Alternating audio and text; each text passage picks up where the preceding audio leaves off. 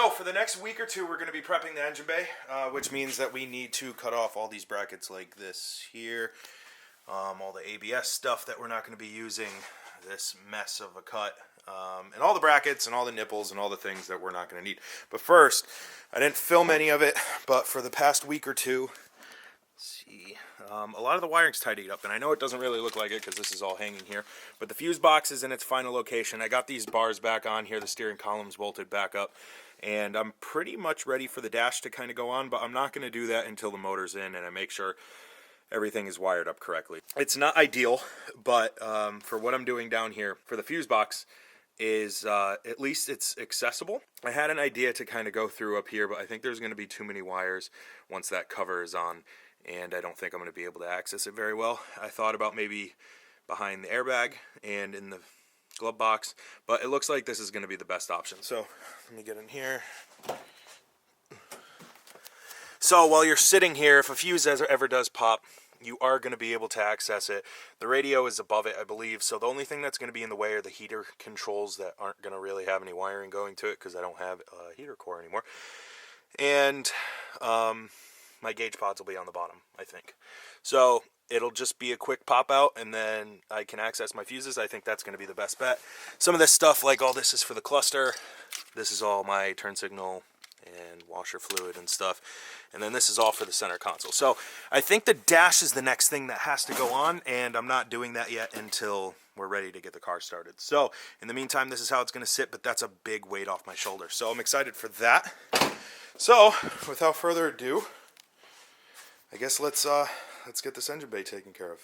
But first, we have to tape everything off. So when you grind, the grinding dust and the aluminum oxide is terrible for your windshield, or any glass for that matter. So we're going to tape all this off first. We're going to tape off all the holes that need to be taped off, and then we can get started on this.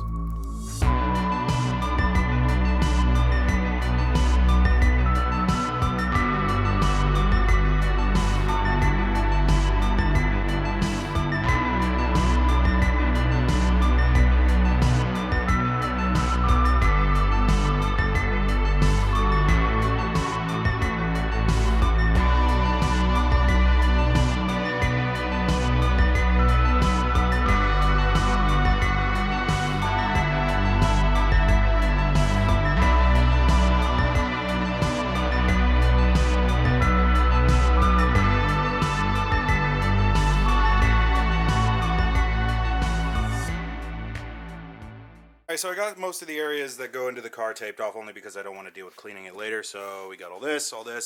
Got everything out of the way, got everything zip tied. I think I'm really going to regret not taking this out, but I don't want to. So we got to take all these brackets off, take these brackets off, and let's get started.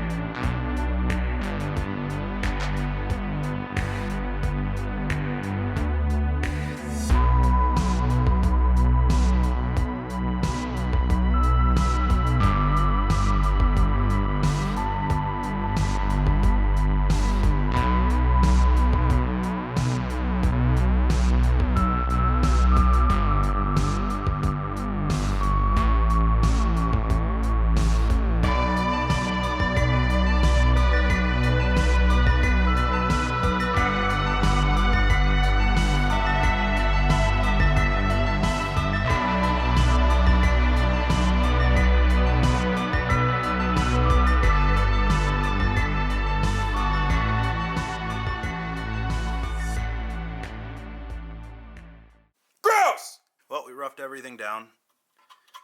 Could have gone a little bit closer. I really wish I had the right tool for it, but we don't. So I had to leave a lot on here, and then we're just going to go back with a grinding disc.